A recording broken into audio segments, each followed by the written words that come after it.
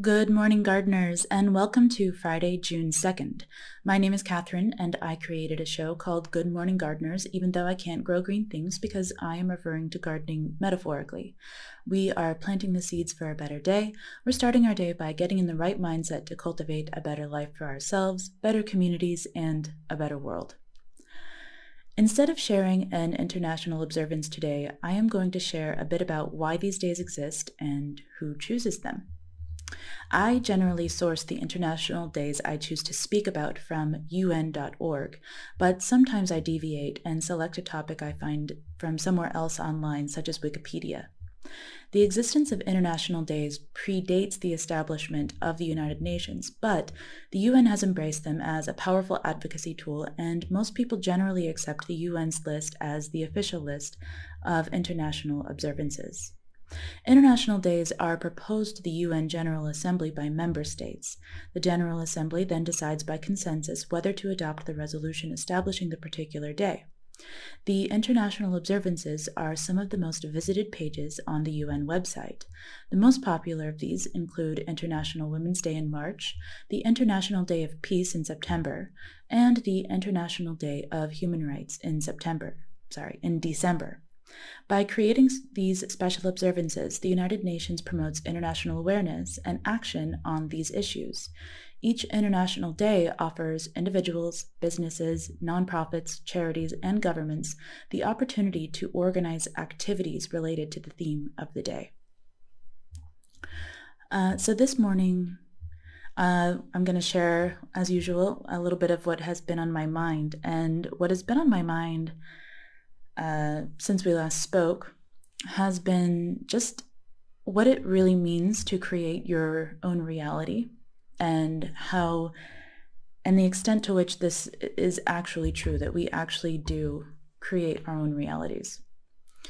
And, the reason I was thinking about this morning is because I've been reading a book, go figure, a book. It's called, it's not something I would normally read, but it was recommended to me, so of course I will read anything if it's recommended. It's called No BS Wealth Attraction in the New Economy, and it's actually a bit older, so it's kind of dated, but of course, you know me, I'll read anything and glean anything I can from it. So far I haven't read anything new that I haven't encountered before. But, in the early chapters of the book, the author, Dan Kennedy, speaks quite a bit about, the perception of wealth and money and how much there actually is. And he says that most people don't have enough of it because they perceive that there is not enough of it out there. And if you've been around, for a few years, I'm sure that you have heard this perspective before because it is so common. I don't know, maybe that's just my algorithm, but I see it everywhere. And, I don't know. One of the ideas is that if you spend time with people who are wealthy, then you will understand that wealth is truly abundant, and therefore you will obtain more wealth. But one of the things that I often wonder when I hear people say that is, well, maybe, it isn't because you perceive that wealth is abundant that you receive wealth after hanging out with these wealthy people. Maybe it's just because you started networking with wealthy people, and you're like in that social circle so that you can, get wealthy clients or maybe get a nice job opportunity from that. But I'm not sure. I'm honestly not sure. Maybe the truth is somewhere in between. And of course, individual experiences vary widely. So who can say, what has worked for one person and what wouldn't work for another person? I've also been thinking about the practices, sort of spiritual practices of tarot cards and using crystals and angel numbers. This kind of stuff, I'm really not super into it, but it comes up for me on like my social media scrolls, and I'm fascinated by it because when I watch people, like I was watching somebody give a tarot card reading on YouTube yesterday, and the person who was giving the reading, they could not know who was going to watch the video. And what they did was they did 3 separate readings, and in the beginning of the video they showed a card, one for each reading, and the viewer was meant to select which card they were drawn to, and then, you know, based on that card they would navigate to the reading that was for them. And I'm just fascinated by it because the person who made the video, who did the reading, they seemed so genuine in their desire to deliver real value to the person who would watch the video. And I just, you know, I don't know, like, to what extent that works. Like, to what extent, if you really believe that, if you really believe that the reading would be true for you because you chose the card that you were most drawn to, or the tile that you were most drawn to, you know, to what extent does that make it true? Anyway, it's really fascinating to me. And another realm that I have been thinking about this in is the realm of politics, because, you know, a lot of the books that I read, maybe not a lot, but some of the books I read, they mention politics, but I don't read usually books on politics. I read books on building businesses, you know, building wealth, manifesting your best life, that kind of thing. So it's interesting to me how, for many people, politics is so tied up in the idea of wealth. You know, at least in the United States, there's this idea where, if not everybody has this idea, of course, but I've encountered it quite commonly, that if you are liberal, well, then you do not have an abundance mindset, and you are making people poor, and you're making the world worse off by trying to make everything fair. And then on the other side, you know, what these books say is, like, if you are on the conservative American ideological political leaning side, then you have an abundance mindset and you are making the world a better place by, you know, building businesses and charging people as much as you can get away with, for example, because wealth is abundant, and therefore you are only encouraging other people to charge as much as they can get away with by increasing your prices, et cetera, et cetera. And I mean, once again, it's a really complex subject that, you know, encompasses so many different factors. But I think it's really interesting how many people have latched on this sort of economic, you know, idea, and even like to almost to a spiritual level with the wealth attraction, and they've latched that in with like politics and this whole ideology. You know, it's like it becomes an umbrella and an identity. I guess that's where the phrase identity politics comes in. But, you know, I try to remain objective with everything I read, because I'm very aware when people lump in one ideology with another. I guess my brain is very organized usually. So I look at everything separately. And the way I think of, you know, the topic of creating your own reality is that as a human, you can never fully perceive a totally accurate picture of reality. So for example, if you're watching me right now on YouTube, you don't see each individual pixel in your screen while you watch me, you just watch my face, which of course isn't really my face, but it is just an array of pixels. And another example might be the sound of my voice. If you're listening to me, you don't perceive a mathematical representation of the wavelengths of my voice. You just listen to the sounds coming from the device that you're playing this on, and you interpret those sounds intuitively.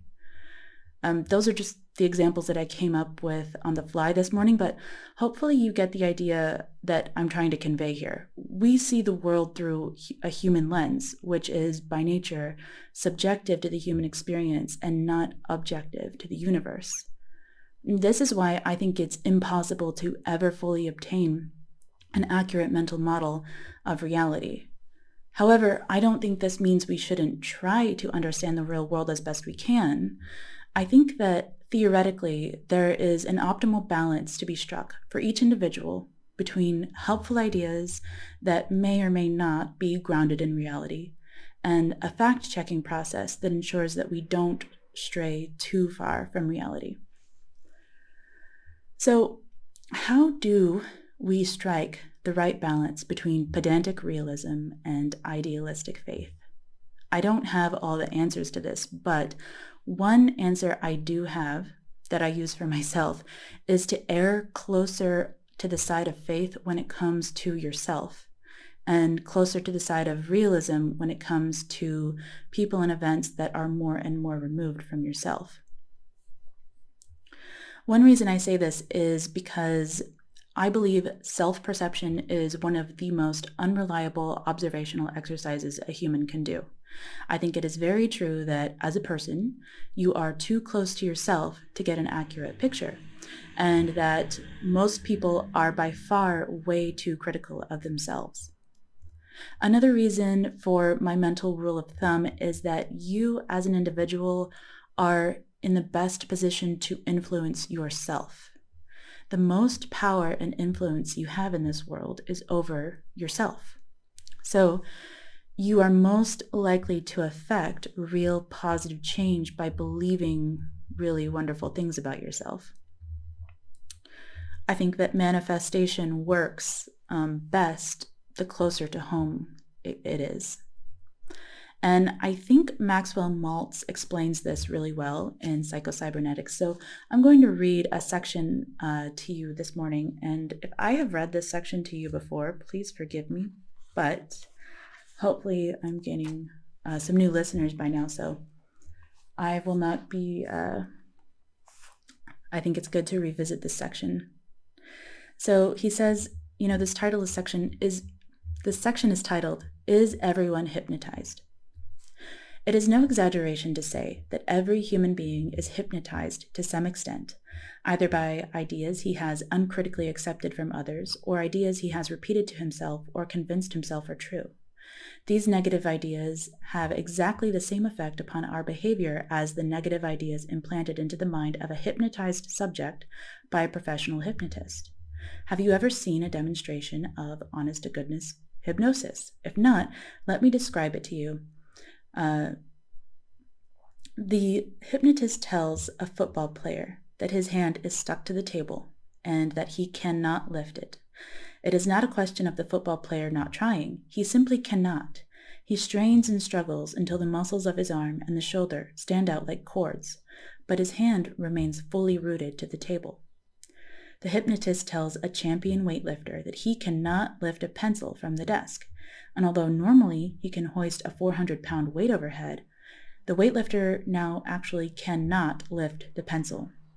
Strangely enough, in the above examples, hypnosis does not weaken the athletes. They are potentially as strong as ever, but without realizing it consciously, they are working against themselves.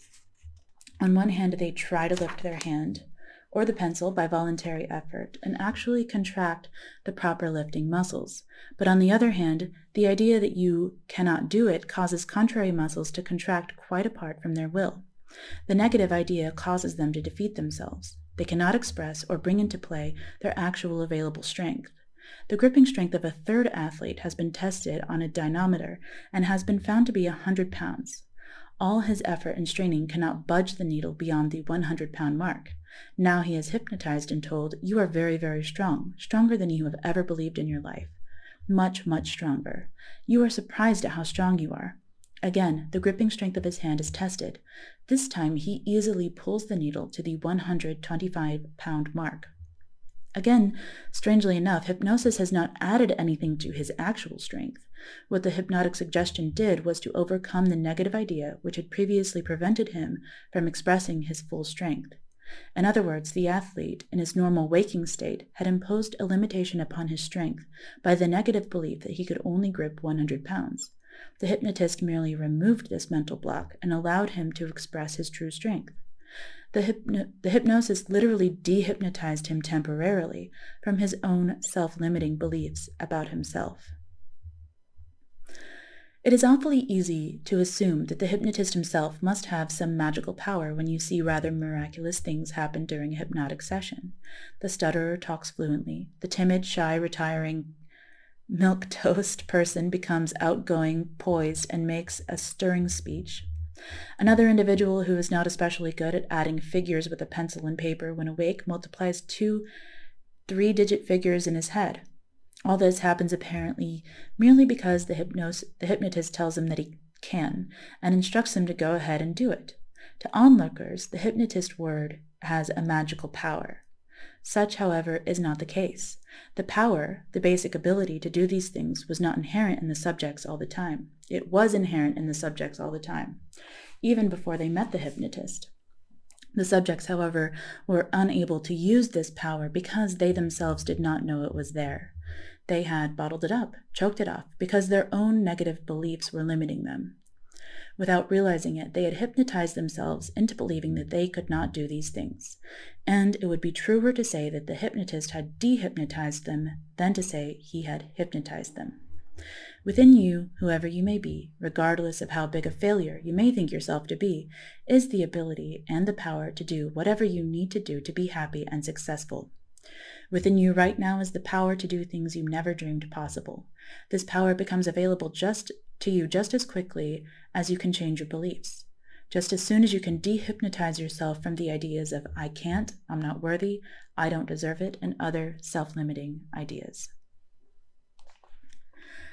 So as I've said before, I really love this old book because I see it as kind of like a scientific approach to the more spiritual woo-woo manifestation practices that I encounter a lot. And it's really hard for me to fully embrace, these spiritual practices that are only rooted in faith. I am somebody who needs, something rooted in science. I need something a little bit more, I guess, pedantic. But for our feel-good moment today, I am going to read to you from a very woo-woo spiritual book. It is You Are a Badass at Making Money by Jen Sincero. And I'm going to read a section to you about faith. Now, as I said, I am somebody who struggles with faith in the unseen or the unproven. And so when I am reading this to you today, of course, you are free to interpret these words however you like and use them, however you see fit. But my perspective applies this section wholeheartedly to myself, but a bit more skeptically towards other people and events. So Jen Sincero writes, imagine that some sort of grand poobah master of the universe came down from the heavens and informed you that all the riches you desired were in a warehouse down the street and were totally 100% guaranteed to show up in your life if you kept diligently working towards them. The money, the dream house, the thriving new business, the killer speaking career, your foundation fund to help the homeless, your mortgage payments, the certified authentic tube top that Pat Benatar wore in her Heat of the Night tour that you saw on eBay, all of it. How would you show up in life if this was the case? If you weren't distracted by feelings of doubt and worry niggling away in the back of your mind that maybe it wasn't going to happen for you after all, you'd probably be more relaxed, more excited. You'd enjoy your work more. You'd be more playful, positive, generous, and grateful. You'd say things like, when I get my boat, I'm gonna let you drive it. You'd invest whatever terrifying amounts of money you needed into your business. You'd leap into new, exciting, terrifying opportunities with a grateful expectation of victory, recover from mistakes more quickly. Your words would be mightier. Your swagger would be swaggier. Basically, you'd be psyched. The person I just described has the mindset of someone who's wealthy. They've got all the fixins we've been talking about through this book so far. I also just described the mindset of someone who has unshakable faith in themselves and the universe. Your fortune is your faith. Faith is required if you're going to upgrade from rickety to rolling in it, because faith is the part of us that dares to believe in that unseen, unproven, and proven otherwise, the brand new and awesome reality that is within our grasp. Without faith, aka belief in miracles, what would be the point of trying to create anything new and grand? We take one look around us and be like, alrighty, so I reckon this is as good as it gets. Check, please. Faith is the rocket you ride into uncharted territory to get your wildest dreams. And it needs to be mighty sturdy because you're flying through some crazy stuff, much of which is trying to knock you off course. The life you're determined to create depends on your rocket not falling apart. You're up against not only your own bonkers beliefs about money, but you'll most likely have people hurling their crappy fear, doubt, and worry at you like a bunch of wild monkeys. Your faith must be fierce, fiery, not fucking around. You must believe that everything you desire is available to you and that you possess all the tools, power, and permission to manifest it. Here's how having faith helps you get rich. Faith helps you give how the heave-ho. You created the life you're presently living by doing what you know how to do and by being the person you know how to be. When you make the no-nonsense decision to get rich, you may not see any solutions or opportunities to make this new kind of money no matter how hard you look. This is because you're so busy focusing on what you think is the how, on what you think the how should look like, that you can't see the new, unrecognizable how that the universe is excitedly wagging in your face. Faith shifts your focus off the past, your old ways of doing things, and opens you up to new opportunities, new hows that will create a new reality. For example, when I was a struggling freelance writer, I decided I was going to get a part-time job that required getting dressed, leaving the house, and collaborating with other people. I didn't know what this job looked like or how I was going to find it. All I knew was that I was serious about making more money, helping other people, and having a reason to brush my hair. One day, a friend told me about an entrepreneurial think tank that helped women launch their own businesses. The old me would have instantly passed up this opportunity for fear of spending the money to join, only to sit there week after week looking like a boob with zero ideas for a business. Yet even though it cost a lot of money for me at the time, and I had no idea how it could lead me to making any money, something about it just felt right. I was hell-bent on changing my financial situation, and since this opportunity involved leaving the house with people who were investing and getting their shit together, I forked over the money and joined up. As I sat there, listening to all these women brainstorming their ideas, I still had no idea for a business of my own, but I realized I'd be awesome at helping them figure out what to do with theirs. To make a very long story short, I asked the lady running the group if she needed any help facilitating. She hired me. I began my first foray into coaching, which led me to starting my own business as a coach, which led me to making mad money, which led me to sitting here writing this book. If, instead of taking a leap of faith, I'd focused on my fear of wasting money, of looking like a boob, of not seeing how those meetings would lead to me getting rich, I very possibly would be writing a book on 10 easy tips for declaring bankruptcy instead of the book on how to get rich. You created the financial reality you're in right now by doing what you're doing and how you're doing it, buying into your present excuses and limitations, and working at the same old, same old. If you're serious about creating a new reality, you must do different things and think different thoughts. Faith allows you to release the need to know how it's going to happen, to trust that the way will be shown, and to take action before having all the answers laid out before you. So for our focus moment today, I want you to think about one aspect of yourself that you doubt, that you don't have enough faith in, or maybe you have absolutely no faith in this aspect of yourself. Maybe you doubt your potential. Maybe you doubt your worthiness. Maybe you doubt your strength and ability to do hard things. Most of us probably doubt multiple aspects of ourselves, but for now, let's just deal with the one that looms largest in your mind. And I want you to play devil's advocate with yourself. And imagine that you have assumed this doubt completely by error, and that your perspective is totally warped, and that you are absolutely wrong to doubt this aspect of yourself. Now, continuing to play devil's advocate with yourself, imagine that you have been hypnotized with a false picture of your true self. And next, remember what Maxwell Maltz would say to you. Within you right now is the power to do things you never dreamed possible. This power becomes available to you just as soon as you can change your beliefs. So how do you change your beliefs? Maxwell Maltz would tell you to use your imagination. Start imagining every day that this way in which you doubt yourself is the opposite of the truth. So if you doubt your potential, the truth is that you actually have extremely high potential. If you doubt your worthiness, you are worthy of everything good in this world. And if you doubt your ability to do hard things, you are stronger than you could ever imagine. I hope you found this helpful, and I hope you have a wonderful day. I will speak with you again on Monday.